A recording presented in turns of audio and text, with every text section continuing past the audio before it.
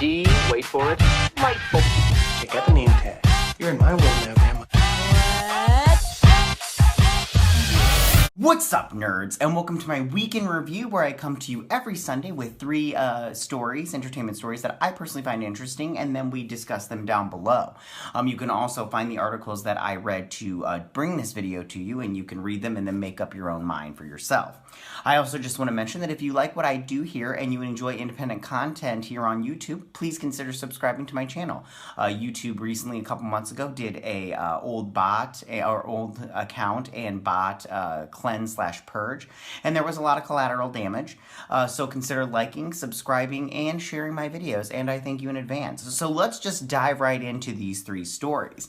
Now, the COVID-19 pandemic has changed the social fabric of the entire world almost overnight, and the ramifications of those changes are still coming to light. Now that so many around the globe are on mandated quarantine inside their own homes, there's been a massive uptick in the amount of video streaming that takes place each day.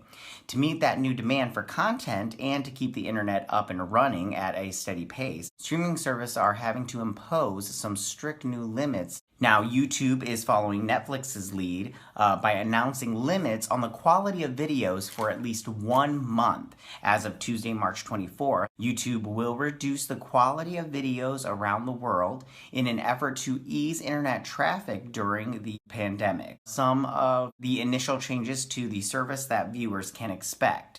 Over the coming days, viewers will at first see YouTube videos in standard definition, the company said. Users will still be able to watch in high definition if they want, but will have to choose to do so. While YouTube viewing has historically spiked in the evening when people are off work, consumption is now more steady across the day, the company said.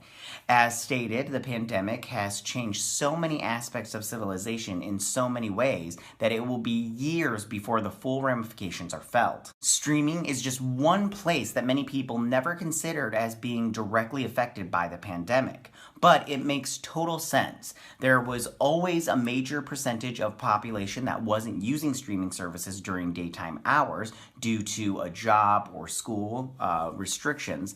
The biggest issue streaming services had was what to do with the surges in bandwidth usage during the evening hours. When wave after wave of users returned home or from school/work, eager to catch up on popular videos of the day, or kick back for some leisure time viewings. Now, with so many around the world either temporarily or permanently out of work, there doesn't seem to be any measurable peak through flow of bandwidth. It's pretty much an all-day, everyday increase. It might seem like a first world problem to worry about such a critical point in internet bandwidth usage when so many other critical elements of society, healthcare, the economy, are trying so hard to maintain. However, entertainment is also a key element in society, and if people can't get their usual release from streaming content, things can get unruly quick. Hopefully everyone can just enjoy YouTube, Netflix, or other services for whatever they are during this unique time, and I hope that you all are being safe. So that's my first story. So for my second story, Warner Brothers has delayed the release of Wonder Woman 1984 again from June into August as the box office goes into hibernation amid the global pandemic. There were rumors that Warner Brothers was considering releasing the high-anticipated Wonder Woman sequel straight to streaming, following the example set by other studios and films.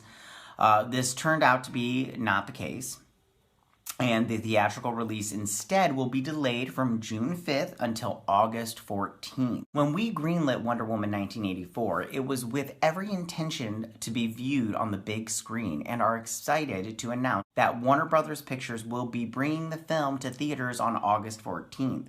We hope the world will be in a safer and healthier place by then, said Warner Brothers Motion Picture Group Chairman Toby Emmerich in his statement this week. Warner Brothers is reportedly hoping that by August, the worldwide box office will be strong enough to support the release of the film, even if the box office in North America is still struggling. Theaters began reopening this weekend in China, the country of origin for the new virus, following a government-mandated lockdown. Warner Brothers kept the release date for Christopher Nolan's upcoming film Tenet set for July 17th, but the dates for the animated feature Scoob and Lin-Manuel Miranda's musical In the Heights are both now to be decided. These delays follow similar measures taken by Paramount Pictures for A Quiet Place Part 2 and by Disney with the release of Black Widow, The New Mutants, and Mulan. And I have to say they made a good choice on this one. I think moving that release date back is the best choice. I do not think they should release it on streaming. I think, and if you go on Twitter, people are willing to wait for this movie and they will be going to see it. And I will be one of them. I want to see this movie in the theater. I love theaters. I love the movie experience. So I think that they made the correct choice. So that's my second story of the day. So for my third story, Meghan, the Duchess of Sussex, such a pretentious title, anyways, has announced her first post-royal role narrating a documentary for Disney. The film called Elephant will be available on streaming service Disney Plus on April 3rd. Now, the news was announced by the studio in a tweet on Thursday and later confirmed in a short statement by Buckingham Palace. The documentary is being released just 3 days after Meghan and Prince Harry officially quit as senior royals. The Duchess was a successful actress best known for her role as Rachel Zane in Suits before joining the royal family. A trailer for Elephant revealed that it follows one family's extraordinary 1,000-mile journey across Africa on an adventure that will change their lives. In July last year, Harry was filmed revealing his wife interested in being involved in a Disney project at the London premiere of The Lion King. Now that video, you can go watch it on YouTube. It's so embarrassing because he's like promoting his wife and it's just like crazy. But, you know, good for her. She's getting work. I knew she couldn't stay away from the acting bug too long. But I will probably be watching this. I love those documentaries. They're so good and everything. But yeah, so tell me, what do you guys think about this? How do you feel about YouTube and other streaming services having to lower their bandwidth to keep everything on a steady flow for people who are out of work and at home during this time of crisis?